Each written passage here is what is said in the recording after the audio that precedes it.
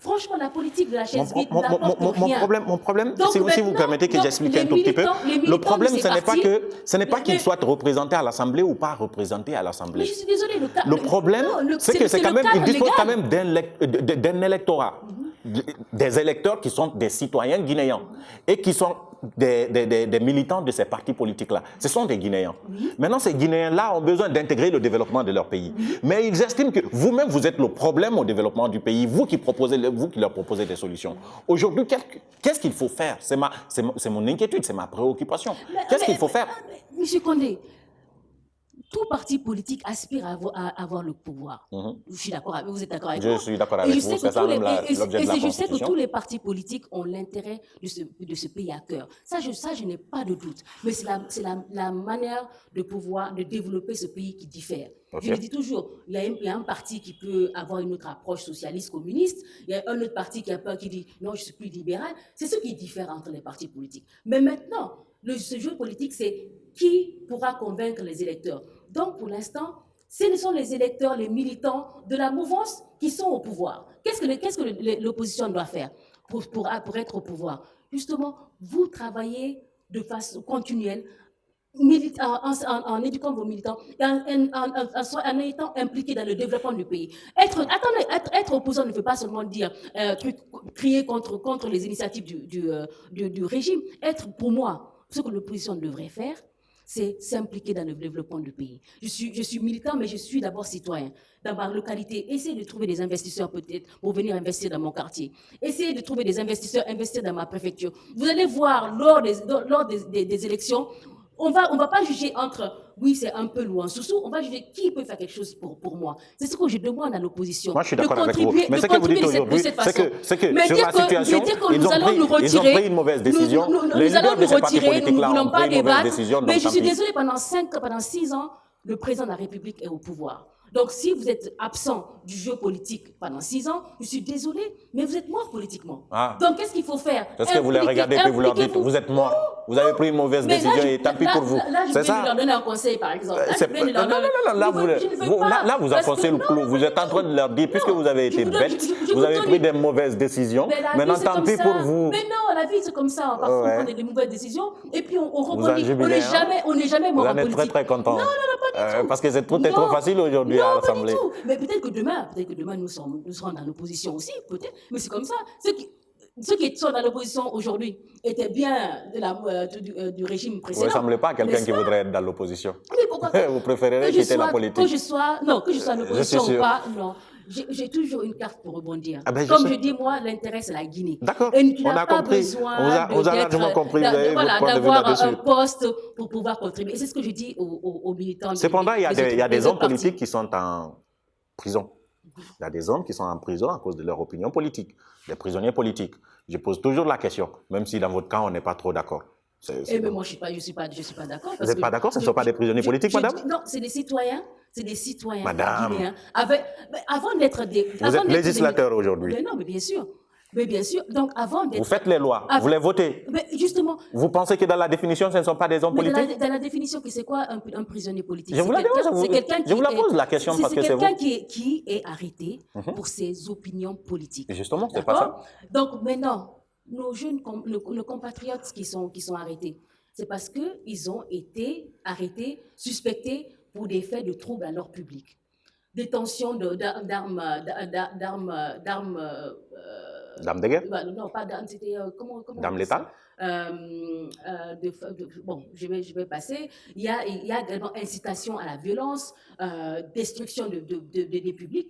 Ça, la loi est claire sur cela. Tout citoyen qui est inculpé dans ce sens, pour ces délits, laissons la justice. Ce sont des prisonniers de droit commun. De droit commun. Donc ce ne sont pas des prisonniers politiques. Donc aujourd'hui, si vous êtes en face... Il s'est avéré qu'ils sont également des partis politiques. Mais en prison, il n'y a pas seulement que des prisonniers politiques. Donc je vais dire aujourd'hui, si vous êtes en face...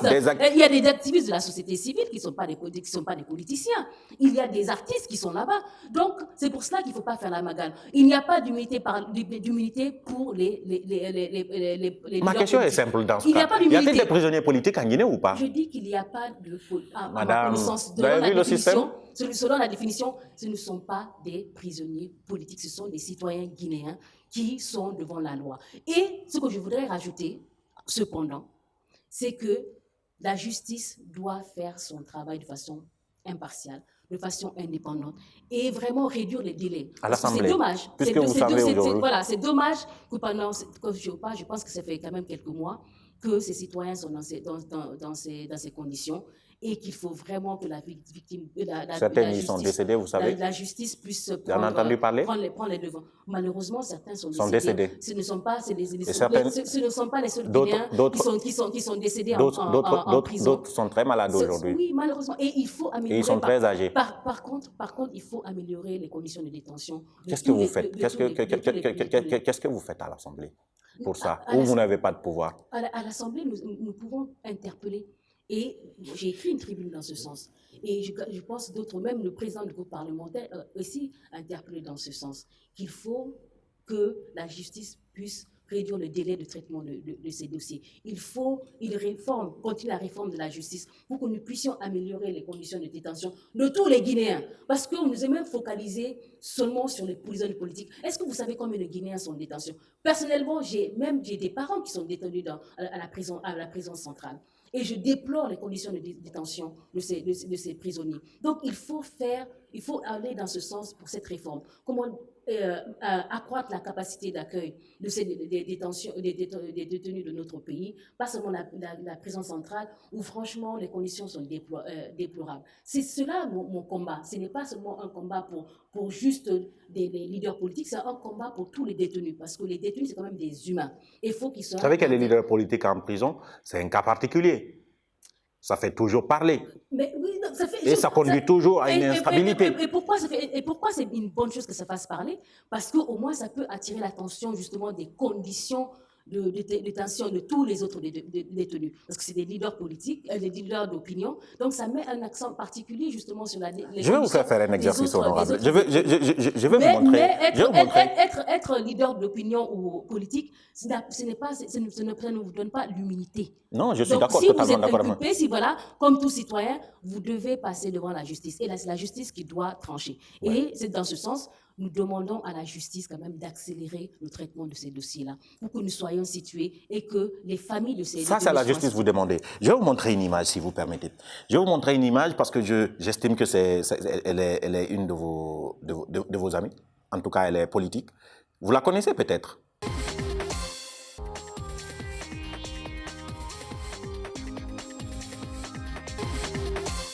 C'est une ancienne ministre. Elle s'appelle Hadja Maïmouna Ba. Elle est dans le comité des femmes de l'UFDG. Elle fait partie elle était la porte-parole des femmes du FNDC qui ont lutté contre le 3e mandat. Mais elle est surtout l'épouse d'un certain Chérif Ba, qui est vice-président de l'UFDG, qui est aujourd'hui très âgé et qui est malade, qui est en prison. Vous êtes femme. Vous êtes femme. Vous pouvez ressentir ce genre de choses. Bien sûr. Vous lui dites quoi? Vous lui regardez droit dans les yeux. Vous lui dites quoi à cette dame? Non, en tant que femme, en tant que citoyenne, je souhaiterais à personne d'être détenu, que ce soit en prison ou bien séquestré chez lui. Je ne souhaiterais à personne, c'est normal. Mais également en tant que législateur, nous sommes dans un pays qui est régi par des lois. Je vous l'ai dit tout à l'heure que j'ai même des personnes de ma propre famille qui sont en détention à la maison centrale. Non, on ne parle pas de votre famille là. Là, vous dites quoi? Vous lui dites quoi quand vous le regardez droit dans les yeux? Vous avez dit, ce sont les conséquences de vos activités politiques, c'est tout simplement ce que vous lui dites? Mais tous les métiers, ça vient avec des risques. C'est ce que vous lui dites donc? Donc là, nous ne sommes pas en tant que citoyenne, nous sommes là en tant que législateur. Pour dire que les lois du pays doivent être respectées. Donc c'est tant pis. Nous sommes les premiers. Non, c'est pas tant pis. Mais peut-être que la justice... Mais pourquoi vous êtes difficile? Peut-être que la justice va les rendre leur liberté. Nous ne savons pas. Donc, nous laissons à la justice faire son travail. C'est dans tous les pays du monde. Vous croyez à la justice en Guinée? Les gens peuvent être inculpés à la fin. La justice rend leur liberté et puis les indemnise. Ça, c'est partout. Ça, c'est la justice internationale. Je vous parle de votre justice. La justice dont vous êtes aujourd'hui les autres. Non, je vous dis votre justice parce que vous êtes aujourd'hui, vous êtes porté de responsabilités publiques. C'est notre justice à tous. Oui, c'est vrai. Mais je suis en train de vous dire, vous et moi, on n'a pas la même légitimité aujourd'hui. On n'a pas les mêmes prérogatives. Donc, quand je dis votre justice, c'est parce que vous êtes plus proche de l'élaboration de la loi que moi, en réalité. Donc, acceptez que je m'exprime en ces termes-là. Et cette justice aujourd'hui, j'ai envie de dire, est-ce que vous la croyez, cette justice? Il n'y a pas de justice dans parfaite. cette forme-là, vous pensez que ça va se passer?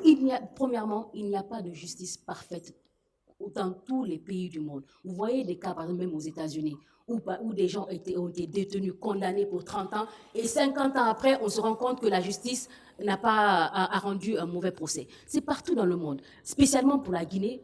J'ai écrit cette tribune pour dire qu'il faut qu'il y ait une refonte de notre justice. Il faut que la justice s'améliore. C'est un processus continu. Nous ne pouvons pas avoir de justice parfaite. En attendant, tous les prisonniers sont victimes de cette justice-là aujourd'hui. En attendant, justement, nous devons nous battre, justement, en interpellant le ministère de la Justice pour qu'il y ait, continue les réformes. Et que ce soit, comme je dis, réforme au niveau des infrastructures, réforme au niveau même des conditions de travail du personnel du ministère de la Justice, parce que c'est un personnel qui travaille dans des conditions très difficiles. Vous ne pouvez pas demander à un cadre du ministère ou à un juge, etc., de rendre un verdict impartial s'ils n'ont pas les conditions de travail adéquates. Donc, il y a beaucoup de choses à faire. Mais, cependant, cette justice est améliorée avec la réforme qui a été engagée depuis que le président de la République a... Madame, par le moment, attendez, quand vous parlez sérieusement, arrêtez de ramener la politique dedans. Mais c'est pas la politique. Parle du président de la République, c'est la politique. Je suis désolée. C'est un président de la République de tous les Guinéens. La justice était mieux avant il y a 10 ans. Mais il fallait une volonté. Ça fait 2 mois qu'ils sont là, ils ne sont pas passés en justice. Ça veut dire quoi? On ne connaît pas les conditions. Vous dites que la justice, ça va. Mais je vous dis que je l'ai interpellé justement. Je l'ai dit que... Oui, mais ça ne suffit pas. J'aurais compris, par exemple, si vous me dites, bah écoutez, 2 mois, c'est quand même trop, c'est au-delà de la loi que nous élaborons, peut-être qu'il faudrait y penser. Je n'ai pas vu un article dans la loi qui dit que... On peut détenir indéfiniment quelqu'un? Non, mais justement, il ne faut pas. Je l'ai dit. Mais justement, donc ils sont illégalement détenus. Ils ne sont pas illégalement. Est-ce qu'il y a un délai de traitement d'un dossier? Non. Est-ce qu'on dit un dossier? Est-ce qu'il y a un délai? Vous savez, il y a ce qu'on appelle la liberté provisoire pour ceux contre qui on n'a pas une preuve flagrante. Voyez-vous? Vous pouvez demander ça, au moins. À l'Assemblée, vous pouvez faire une pétition pour demander à tous ceux qui sont malades. On interpelle. Ça ne suffit pas, vous tout seul. Mais vous pouvez amorcer une pétition, madame. Ou bien, je vous repasse la balle. Pourquoi les citoyens ne peuvent pas aussi commencer une pétition? Parce que c'est assez compliqué, vous voyez. Nous sommes dans un pays où mais arrêtez de chaque fois passer que l'initiative doit prendre... Justement, l'initiative doit venir de vous parce que vous représentez les citoyens à l'Assemblée. Mais les citoyens, si au moins il y a une pétition, les citoyens nous interpellent. Justement, nous mettons sur la table, mais nous ne pouvons pas penser à tout. Justement, c'est pour ça que nous... Alors je vous interpelle. C'est pour ça que nous disons... Et moi, pas en tant que citoyen, par tous ceux qui nous regardent, on vous interpelle par exemple. Parce qu'on estime qu'aujourd'hui, ça fait partie des problèmes. Interpeller le ministère de la Justice. D'accord. Je dis que ce serait bien que nous puissions quand même accélérer le traitement, mais nous ne pouvons pas nous initier dans la procédure judiciaire. Non, on ne vous demande pas de vous initier dans la procédure judiciaire. Mais nous le disons qu'il faut... Vous risquez de commettre des erreurs que vous... Mais pas seulement... Mon point, ce n'est pas seulement pour les prisonniers, les citoyens qui sont également politiques. C'est pour tous les détenus. Tous les détenus. Nous avons des détenus qui sont là-bas depuis 2011. Je suis d'accord. N'est-ce pas? 2011. Oui, il y en a qui sont même bien avant. Oui, je suis d'accord. Oui. D'accord. Donc, 2 mois, 10 ans ou 15 ans, qu'est-ce qui est la priorité? Ce doit être... la même loi doit s'appliquer à tout le monde. Alors, est-ce que vous allez me dire, ou plutôt nous dire, parce que comme vous me voyez, moi, pas moi, mais est-ce que vous allez me dire que vous allez être à la base d'une action, par exemple, en faveur de tous ceux qui sont en prison aujourd'hui injustement? Pour que le ministère fasse une décantation. Vous avez ce pouvoir-là aujourd'hui. Vous avez de l'influence. On peut en parler au sein de notre groupe parlementaire. Ça ne suffit pas. Non. Faites par exemple une pétition. Parce que ce n'est pas une action de Honorable Zenab Kamara, c'est une action mais vous avez vu, quand vous commencez After Work, tout le monde vous rejoint. Donc quand vous mettez une pétition tout de suite là, tout le monde viendra aussi vous rejoindre, madame. Non, c'est des débats qu'il faut avoir au sein de notre groupe parlementaire, c'est des débats qu'il faut avoir avec les autres députés, qu'il faut avoir avec les autres acteurs. Et c'est cela qu'il est important que cette frange de la population qui ne veut pas contribuer au débat, c'est l'importance de faire partie des débats. C'est l'importance de pouvoir venir donner votre opinion, vos avis, même si les avis sont contraires à la majorité ou pas, mais c'est ce qui est important. Venez vous impliquer dans les débats de politique de notre pays. C'est très important. Parce que sinon, des gens comme d'une partie avec nos intérêts, nous allons toujours peut-être prendre des décisions qui vont dans notre intérêt, ce qui serait dommage. Donc c'est pour cela qu'il faut avoir les contradictions pour que nous puissions trouver la solution, pas seulement pour une partie de la population, mais pour tous les Guinéens. Dernier sujet, peut-être dernière thématique, enfin dernière question, mais je me dois de vous interpeller là-dessus, c'est par rapport à ce qu'a dit récemment le Premier ministre. Il a annoncé ce qui n'est pas vraiment, ce qui ne plaît vraiment pas aux différents citoyens. Il dit les prochains mois vont être durs. Comme ça n'a jamais été dur, on a l'impression que ça va être encore beaucoup plus dur. On pense par exemple qu'il va y avoir augmentation du prix de carburant. On pense également, déjà, les prix ont commencé à flamber à la veille de ce mois de Ramadan. Donc les citoyens, je vais dire, le régime, quand je parle du régime, je parle du Parlement, je parle de l'exécutif, devient de plus en plus impopulaire, de plus en plus insupportable pour les citoyens. Est-ce que vous le ressentez, vous qui êtes proche de ces citoyens-là? Ah oui, nous le ressentons parfaitement. Le prix des denrées qui augmente, la population, les femmes surtout, nous interpellent sur ce sujet. Et c'est vrai que c'est une préoccupation. Déjà, qu'est-ce qui n'a pas fonctionné? Qu'est-ce qui n'a pas marché? Chaque année, malheureusement, avant le Ramadan, nous sommes confrontés justement à la flambée des prix. Cette année, avec la pandémie, vous avez vu sur le plan international, ça a eu un impact un peu sur toutes les économies. Les entreprises en Guinée ont subi, les femmes ont marché. Donc, il y a une flambée de prix partout. Ce n'est pas seulement un cas guinéen. Donc, nous sommes préoccupés par rapport à cela et nous demandons justement à l'exécutif de prendre vraiment tous les moyens à leur disposition pour que vraiment nous puissions trouver une solution à ce fléau. Parce que ce n'est pas seulement Guinée-Lambda, tout le monde, nous sommes tous confrontés. Mais là ça devient plus grave parce qu'à l'hôpital, rien qu'il y a 2 jours, le coût de l'hospitalisation, enfin les frais d'hospitalisation ont flambé, ont augmenté. Dans certains services, ça a augmenté. On s'attend, le ministre l'a dit, si les choses ne changent pas à la fin du mois de Ramadan, le carburant passera peut-être de 10 500 à 11 000, peut-être même à 12 000, on ne sait pas. Nous espérons que ça ne va pas arriver à ce Non, mais c'est l'exécutif qui parle et on sait qu'à chaque fois qu'on parle comme ça. Et l'exécutif, donc, nous demandons vraiment, humblement. Mais qu'est-ce que l'exécutif peut faire? Parce que vous voyez, quelque part, je vais vous ramener des arguments aussi. Parce que on pense que tout l'argent qu'on avait a servi à vous élire, vous, les députés de la majorité présidentielle, et à trouver un autre mandat pour le professeur Alpha Condé. Et maintenant, vous êtes épinglé par les institutions internationales. Quand je dis vous, excusez-moi, je vous mets tout dans... Vous êtes épinglé par les institutions internationales. Vous avez envie de renflouer les caisses. Mais c'est les citoyens qui doivent payer. Du coup, on est obligé de resserrer les ceintures. La théorie, elle est vraie ou pas? Non, mais ça c'est l'imaginaire de chacun. Chacun se spécule. Voilà, donc tant qu'il n'y a pas de preuves palpables. Non, vous êtes d'accord ou vous n'êtes pas d'accord? C'est trop facile de faire croire ça. Je ne suis pas du tout d'accord. Donc, mais ça, c'est les spéculations. Qu'est-ce qui s'est passé? Pourquoi on n'a plus d'argent? Pourquoi ça devient difficile? C'est difficile dans tout le monde entier en ce moment. C'était déjà difficile en Guinée. Avec la pandémie. C'est difficile pour tout le monde entier. Mais il faut quand même saluer les initiatives du gouvernement qui a quand même mis en place un plan de relance, qui a appuyé quelques PME, pas toutes, hein, mais quelques PME, qui a, je ne vais pas dire le nom parce que ça va revenir en fait, quand je dis la gratuité de l'électricité pendant un certain temps. Donc il y a quand même des mesures. Qui finalement, ce n'était pas gratuit, hein. On nous dit qu'on va payer les factures. Il y a quand même eu des mesures. Oui, je suis d'accord. D'accompagnement, malgré en fait cette pandémie. Vous pensez que c'est bien parti? Qu'est-ce qui est bien parti? Ce nouveau mandat.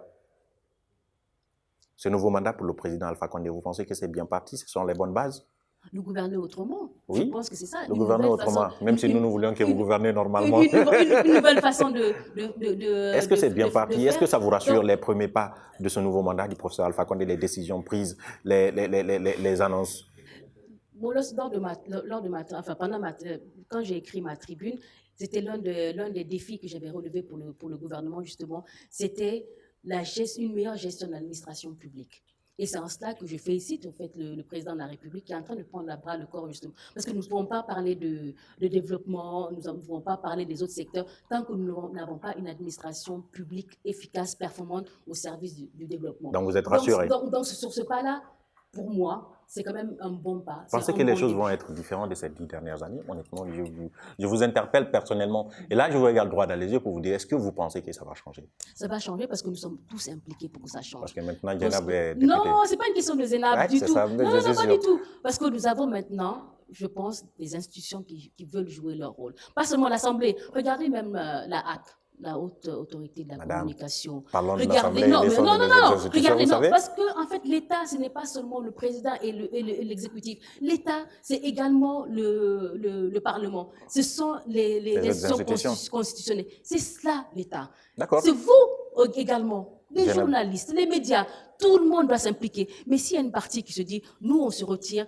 on laisse le gouvernement faire, ben à la fin, c'est tant pis pour eux. Faut pas qu'on se plaigne. Donc, moi, c'est une invitation pour pouvoir vous impliquer au Parlement vraiment guinéen, pour que les 6 prochaines années, vraiment que nous puissions... Je vous ai trop fait parler, je vais arrêter l'émission à ce niveau. Mais moi, je ne suis pas prête à arrêter, je peux continuer à parler. Je peux vous poser des questions aussi. Des questions. Oui, donc, vous allez poser des questions après. Voilà. Mais là, je vais continuer parce qu'il y a une idée qui me vient.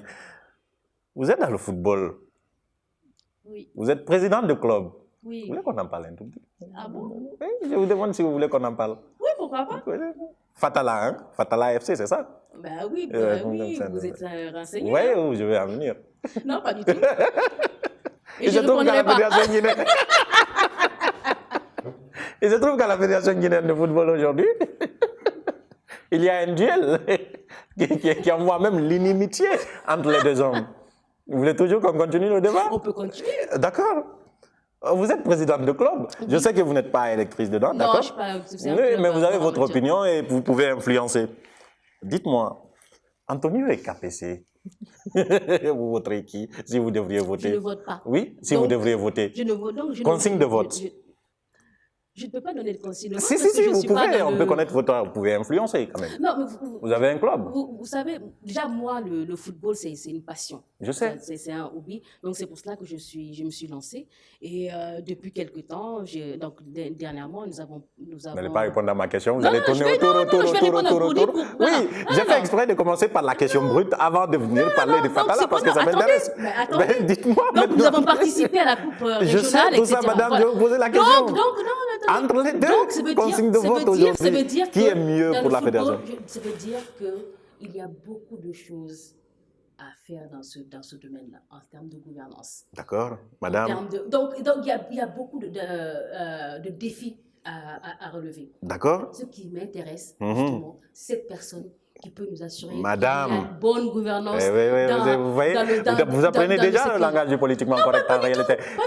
Je vous dis aujourd'hui, entre les deux hommes, si vous devriez faire le choix, vous choisirez qui? Moi, je ne choisis pas des hommes, je choisis une équipe. Je choisis des personnes dirigées par des hommes. Donc l'équipe d'Antonio et l'équipe de KPC, vous choisirez quelle équipe? Mais personnellement, je ne connais pas les équipes de... Madame... Non, je ne connais pas l'équipe de... Madame Jenna, vous n'allez pas me faire ça, vous, quand même. Je ne connais pas l'équipe de M. Antonio Soiré. D'accord, et vous connaissez l'équipe de M. KPC, c'est lui? Malheureusement, il n'a jamais pu me recevoir, M. Antonio Soiré. D'accord. J'ai demandé de le recevoir à plusieurs reprises. Je n'ai jamais eu accès. Vous imaginez?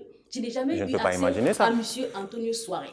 Il a refusé, il savait que c'était vous? Je ne sais pas. En tout cas, ben oui, parce que oui, j'ai essayé, je n'ai pas eu. Jeune député. Donc, je peux vous dire, donc je ne sais pas, en fait, je ne connais pas son équipe. Il y a un antécédent qui ferait qu'il refuse de vous recevoir, parce que vous savez, il reçoit tout le monde, lui. Non, mais moi, peut-être qu'il n'a pas eu de temps, peut-être qu'il était très occupé, donc je ne peux pas juger, en fait, l'équipe, parce que je ne connais pas l'équipe. J'aurais bien voulu, justement, avoir accès à lui, discuter, pour que, également, qu'il puisse accompagner les initiatives de football amateur, etc., parce que je crois il fait beaucoup de choses, mais personnellement, je n'ai jamais eu accès à lui.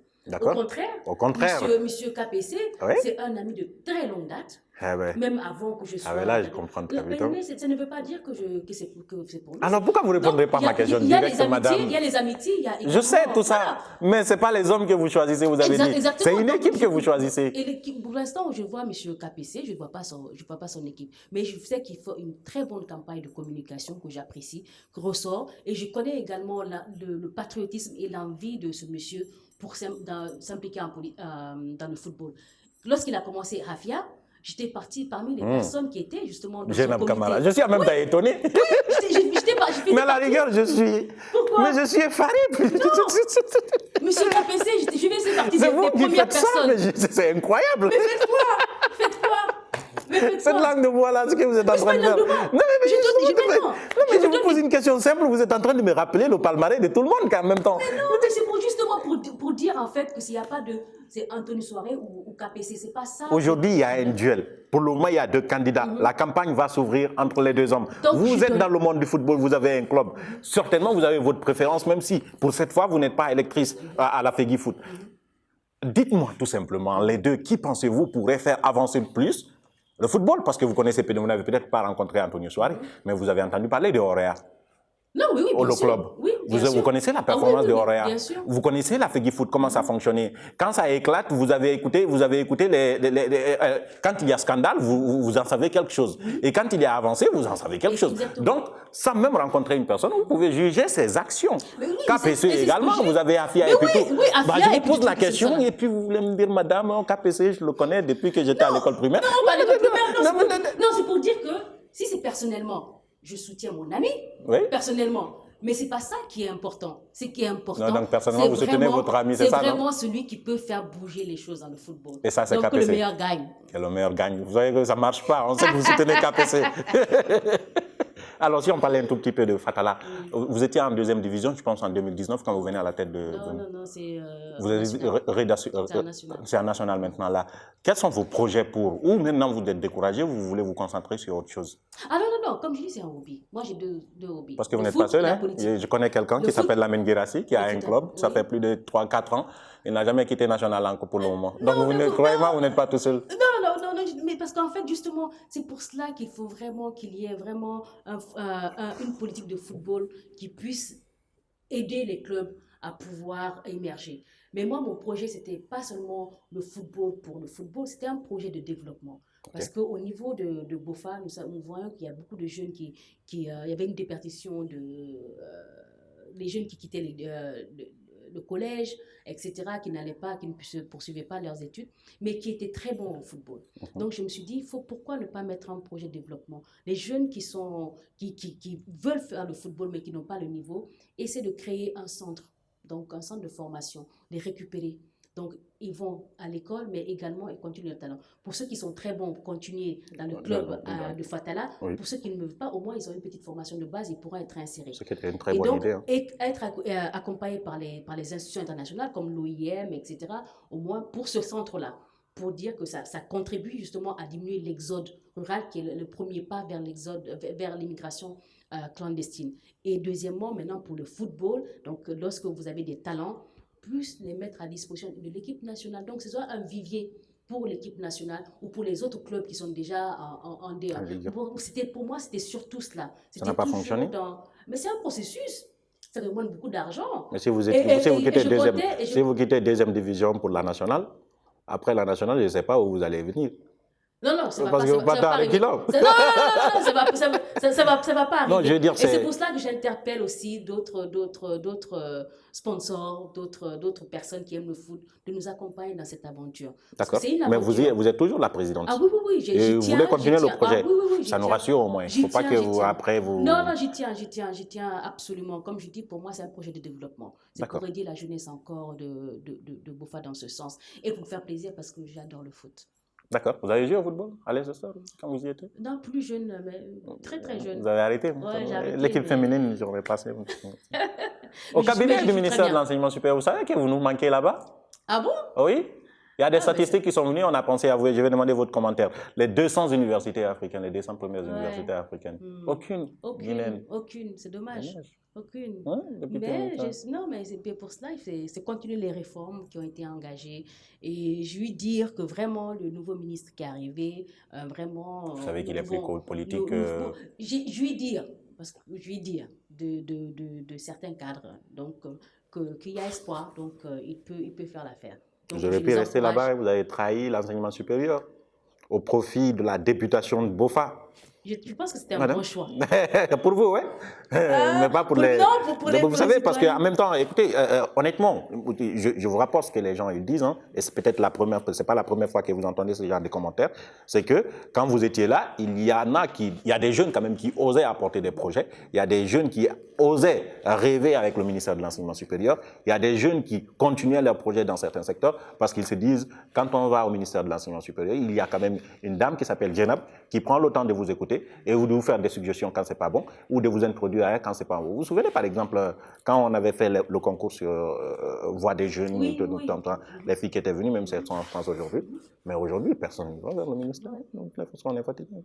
Vous avez trahi tout le monde. Non, il ne faut pas être fatigué parce que j'en suis sûre. Et c'est pour ça qu'il faut des jeunes. Parce qu'en fait, peut-être que. Moi, je sais ce que j'ai étudié, la gestion de l'administration publique. Et pour moi, c'était la proximité, être au service du public. Maintenant, vous voulez gérer les discours publics. Donc, il y a d'autres. Les discours de Damaro. Grâce au président de la République, aussi, que vous aimez Damaro. Il y a d'autres jeunes de l'administration qui sont dans cette même logique. Et vous allez voir que vraiment, ce sera une administration performante. Parce qu'il y a des jeunes qui ont décidé de sacrifier et d'aller dans l'administration pour faire bouger les choses. Félicitations. Félicitations à eux. Mais donc on les encourage dans ce sens. C'est la fin de cette émission, madame, mais vous avez 30 secondes, peut-être pas 30 secondes, une minute derrière la caméra, vous regardez, et même cette fois-ci, je ne vais pas vous interrompre. Vous pouvez dire tout ce que vous voulez. Hein. Je ne vais pas vous interrompre, c'est garanti. C'est votre moment. Oui, je suis certain. C'est mon moment de gloire. C'est vous, oui, justement. Vous pouvez dire tout ce que vous voulez. Je solliciterai vraiment la paix dans notre pays, que la tension baisse. Nous savons que nous avons passé quand même des années difficiles et nous ne demandons pas de laisser tout ça derrière nous, mais que nous nous mettons au-dessus, que la Guinée soit notre point commun et que chacun puisse faire un effort sur soi-même, se faire violence pour dire que le chemin qui est devant nous est beaucoup plus important que ce que nous avons derrière. Ça fait mal, c'est comme dans un couple.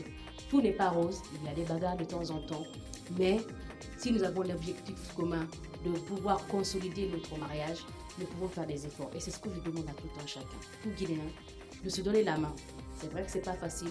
La paix n'est pas un vain mot, mais c'est un comportement. Et ça, c'est de tout bord. Mais c'est surtout de nous les politiques qui devons, par nos comportements, donner la confiance au peuple pour que nous puissions bâtir une Guinée meilleure.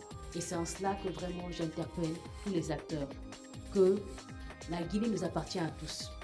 Ne restez pas en marge du développement socio-économique de notre pays. Et qu'ensemble, j'en suis sûre, que dans quelques années, nous pourrons avoir une Guinée encore plus prospère et au service non seulement de nos citoyens, mais de toute l'Afrique. Honorable Jenab Camara, elle était notre invitée. Droit dans les yeux, derrière les caméras, il y avait Amara Alexila et Mamad Aliouba, Alassane Diallo a assuré le montage et la réalisation. Merci madame d'avoir accepté de répondre à nos questions. Zé Farel, ça vient d'où Zé Farel? Zé, on sait que c'est Jenab.